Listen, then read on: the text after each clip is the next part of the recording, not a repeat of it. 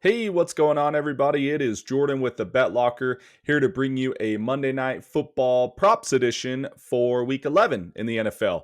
The Cowboys going down to Las Vegas, or going up, I guess, and taking on the Raiders. So, going to try and find some exploitable spots. Got some premium picks posted right now. We're finally rolling again on these prop bets. On Friday, if you took NBA and if you got Jimmy Butler early, we hit those two-player prop bets. And then yesterday, we finally did it. If you watch my Friday video for props, we got Bijan Robinson over rushing yards. Bink, easy. And then we also got Caleb Williams over rushing yards. Bink, easy. So we're finally starting to roll, and we're finally on technically step 3, depending on where you're at with your ladder challenge. So going to try and get these 2 pick wins tonight. And then obviously, like I said, we have premiums posted right now and got 2 other premiums hit yesterday. So just absolutely rolling with these prop bets. I had another heartbreaker myself on Saturday, had a 8-teamer, just threw in a $10 8-teamer for Saturday just to have action on the NBA. And of course, I go 7 and 8 in it. And Giannis just needed one more basket. He needed either 2 more rebounds, 2 more assists, or 2 more points, just 2 more anything on PRA, and he broke my heart. And they pulled him with 3.5 minutes left, and it was the most disgusting feeling ever because they would have paid over 2K. Instead, I get a consolation prize of $40. So it is what it is. Sometimes I just throw in $10, if I'm not feeling it or whatever, if I've had a long week of betting or, waiting for Sunday, I'll just throw a crazy 10, an 8-teamer in there for $10 or whatnot, just to have some action. And then as soon as it started going down, I was like, oh my gosh, this is going to hit. And then I finally turned on the game and I was like, what did I do? I should have just left it off, but oh well. Like I said, yesterday was great in the prop streets. So, and the DFS streets, if you stacked Jacoby Brissett with McBride and Wilson, you had a great day. I know I did. I only did 2 lineups yesterday, and I did a Josh Allen lineup with Bijan. Awesome. Just had the wrong scrubs. And then I also did a Jacoby Brissett with Wilson and McBride and McCaffrey as a run back. Awesome. Wrong scrubs. So, just got to get those scrubs right, and you got to get the defense right. The Millie Maker had Steelers defense with over 20 points, and that's the deciding factor. So you still got to get those defenses right, even though it doesn't feel like you need to. It feels like these last 2 weeks you have to, because you get in those like special team scores or those defensive scores, and those are everything. Those 20 points are everything and the difference makers. So, but anyways, let's dive on in. If you guys can, please like and subscribe. It does help out the small channel, and it does buy yourself some good karma. And we're finally starting to roll with the karma. We've hit some props finally. So, and on these videos that I thought were jinxed, but they're not. So let's go. Let's dive in. First pick I'm going to be looking at. So it's pretty obvious what everyone is going to be gearing towards or going towards, I feel, and that's obviously CeeDee Lamb, Brock Bowers, George Pickens. I mean, why wouldn't you? I mean, they're 2 elite, best tight end, probably best tight end in the league. Arguably top 2, but I mean, like, there's no dispute. I mean, he is top 2, top 3 in the league, maybe the best. So Brock Bowers, everyone's going to be gravitating towards him, obviously, for good reason.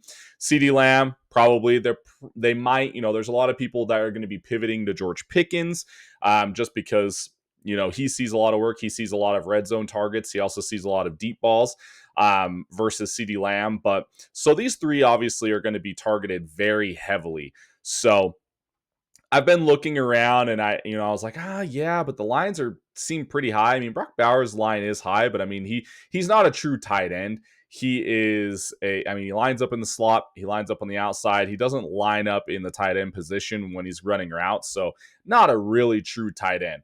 Now, having said that, when tight ends are lining up in true tight end positions against the Cowboys have been very good at defending them. So if you look at that, and if you look at the fantasy points, catches, receptions, targets, everything like that against the Cowboys for tight ends, it's like they defend them, and their defenders are back to defend it pretty much. I can't remember their names off the top of my head. Let me see if I still have them. Overshawn and Wilson back. So, I mean, I only know their last names, but I know that they historically, when I was looking at tape or whatnot, I remember their names covering those tight ends. So But I don't want to go to Brock Bowers because he's not a true tight end lineup position. He's more of a receiver. He's lining up in slots, lining up in the outsides. So I'm going to go to Michael Mayer, tight end position. And he's only 26.5 receiving yards. I'm going to go less than. Now that's not a lot. And that goes against every theory that I've thrown out there as far as he can get that one catch. Absolutely can. But he does not run long routes. He is the little out routes. And so even if he gets 3, 4, 5 targets like he usually does, and he has in previous games, even on like 4 receptions, it's like 20 yards. 3 receptions, 26 yards.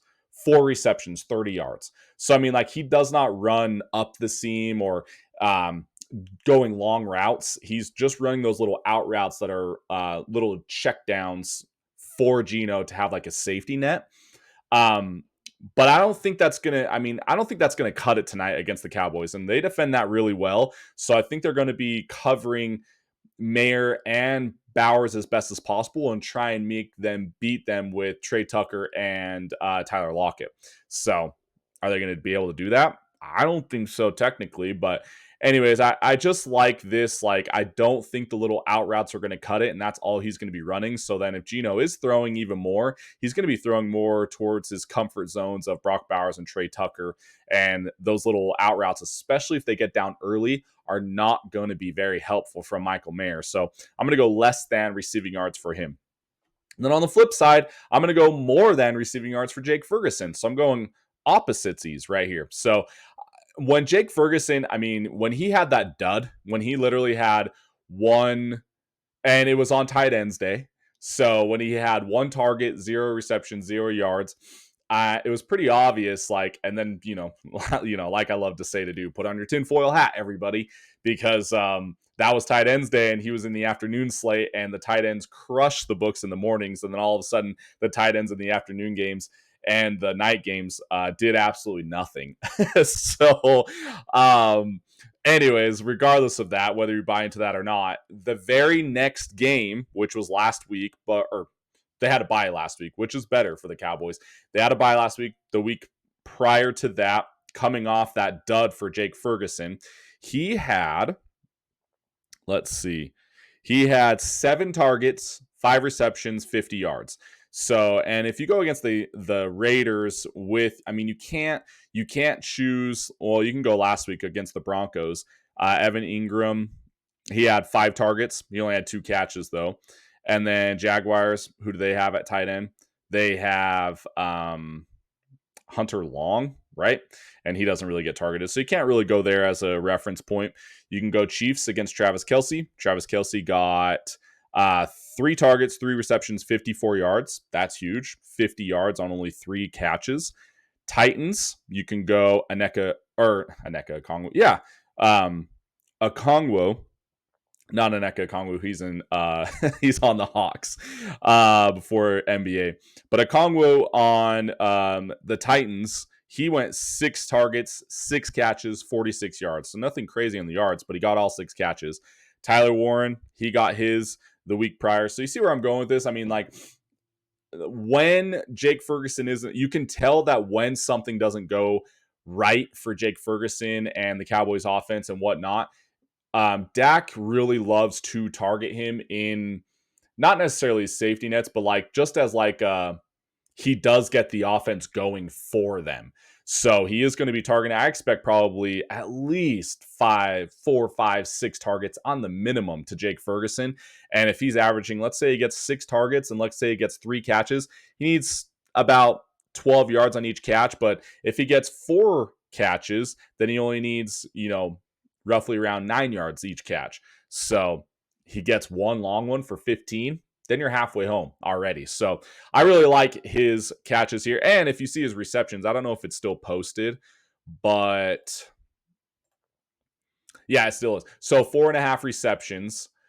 So if you get his 5 catches, he only needs to get about 7-ish yards a catch, right? 7, 14, 28, 35. Yes, about 8 yards to get there per catch. So I really like that line a lot for him. And like I said, with everyone going to be targeting these lines, I feel like they're beefed up a little bit. And I think Jake Ferguson is a little bit less than here. So but don't take less than. Take more than for Jake Ferguson. So for recap, for all the listeners, listeners only, Michael Mayer under 26.5 receiving yards, and Jake Ferguson over 36.5 receiving yards. Like always, these are all posted on betlocker.com. And I have here's a little sneak peek at the free prop bet section. If you go to the website and you go to the free prop bets page, this is posted right here. But if you become a member, I have my other 2 plays posted tonight. Plus, I have all my NBA plays. Plus, I have our daily picks already posted too. So you get everything that you see here. You get all of our prop bets, locker picks, DFS cheat sheets, and daily picks, all for the dirt cheap price of $6.99 a week or $19.99 a month.